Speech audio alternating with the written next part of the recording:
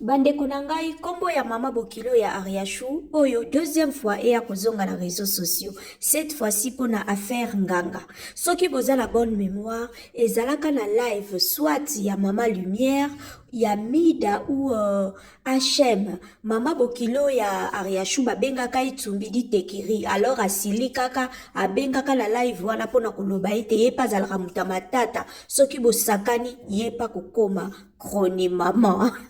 Affaire Ariachou, Ariachou ndekonanga ya mwasi. Nako répéta kango toujours, c'est la bénédiction de l'Éternel qui enrichit. Et elle ne s'est fait suivre d'aucun chagrin. Pourquoi na zongelaka verse wana maman? Nyonso o eza ko se passer na vie na yo, nyonso o eza ko se passer na libala na yo, tozozonga toujours na source, na origine. Ariachou ebandeli ya libala na yo, source ya libala na yo, c'est là que le problème avait commencé. C'est là que se trouve le problème. Oh, nyonso ezolanda na oyo tina moya lelo. En tout cas, ezakaka ba conséquence ya likambo oh déjà de le départ ebandaki mabe. Ebandaki mabe, soki yo côté na yo ozo renvoyer balle na belle famille.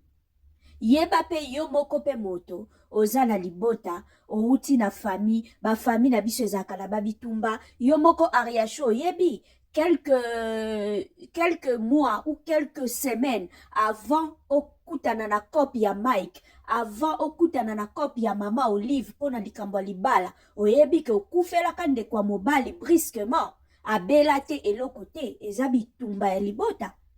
Petite sœur na yo auto kufa na Turquie eza bitumba ya libota kaka na Kishasa wana mama leki no a beaucoup place obanda kovanda kufa brusquement eza bitumba ya libota ndeko nanga mabota na biso ba africaine ezaka makambo ebele yo moko bomoto na yo banzelo tambolaki banzelo kendaki esika ozwilaki lipamboli soki epa ya nzambe soki ya banzela ya ba mama sokola pupola yo nde okoyeba. Ariachou luka basali ya nzambe. Problème oyo ya mutu. Soki réellement obelaka maladie ya mutu banda kala. Po ça arrive, eza maladie. Ndenge batu babelaka, mutu sa belaka diabète, mutu sa belaka estomac, mutu sa eza ba maladie chronique eyelaka batu babelaka. Comme pe mutu po kokoza na maladie na mutu. Peut-être que il y a des moments où ba crise wane eyelaka ou que tu tombes malade, okomaka lokola liboma, ça peut arriver peut-être na ba délire na wana okomaka no koloba en désordre peut-être yango nde mema yo okoye kotanda okoye koloba ba makambo epa ya batu oyo banda kobenga na téléphone ba camarade ya mboka mondele oyo kutanaka na bango opesaka confiance et kokozala pe na se ya ba délire na wana na se ya tango mutu bujaka nde tango susu okometaka ba forfait wana nyonso. Ma chère luka basali ya nzambe, ça peut être vrai que ozaka na malade na mutu ekoki pe kozala eza maladi ndenge mutu pa kokobela makolo akokobela maboko akokobela mokongo moto pa koki kobela malade na mutu eza maladi soki eza maladie o se soigner peut-être yango mtememaka yo na ba dérapage wana mais soki eza ke comportement na yo pe moto na yo des opposés problème. Pour si je me souviens na période Eco RDC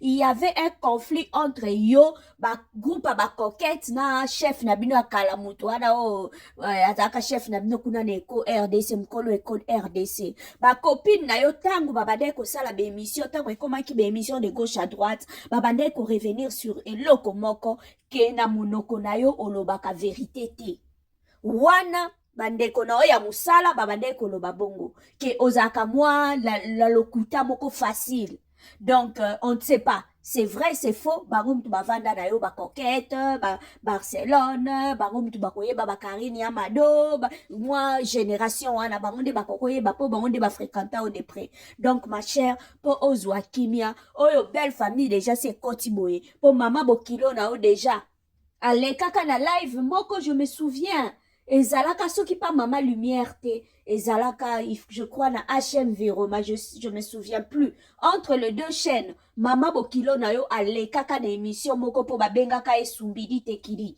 mama na bokilo na yo asili kaka na émission wana lobaki soki bosakani na koyela bino nga pe na kokoma youtubeuse mpona ya kosasa bino po aza pe mama moko matata aza pe mama moko monoko.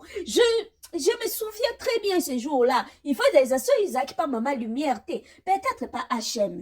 Na bosani na chaîne nini onga la landaka live wana mama bokilo na epo baba benga ka isumidi tekili. A benga ka la live wala chofa kama ba biso bosakani ngai pe na kokoma YouTubers. Donc, mama bokilo akoti na makambo. Toyeba déjà ça pesa biso promesse.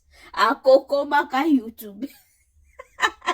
Makambo oyo nzambe na bomoi makambo Ariashu oyo ezaka mtu pasi en tout cas Ariashu luka basali ya nzambe babondela pona yo bimisa oyo za nango na motema na yo po ozwa kimia na yo kimia pona bana na yo kimia pona vie future na yo kosakana na yango te bamakambo mususu toomona kaka boye oyo siko ekomi oyo bamemaka na ndako nganga ezala ya solo ezala ya lokuta mama bamakambo nyonso topozaka ezaka na ba conséquences na yango.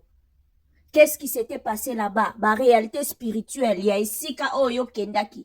Nini oyo bimaki nango mikumba nini oyo bimaki na yango. Po soki je me souviens bien na histoire comme ezala qui frappe. Tolo ba clair. Ezala qui frappe, ba frapper yo, ba frapper maman Olive, ba frapper Sunan.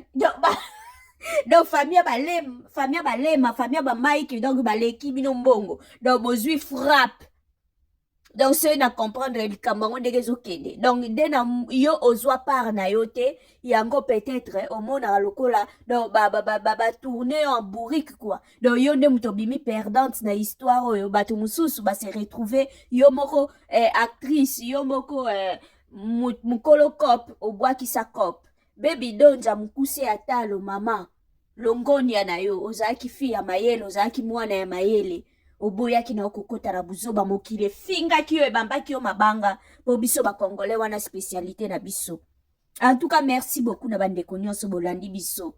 Restez connectés, branchez sur Opinion TV, likez, partagez, merci.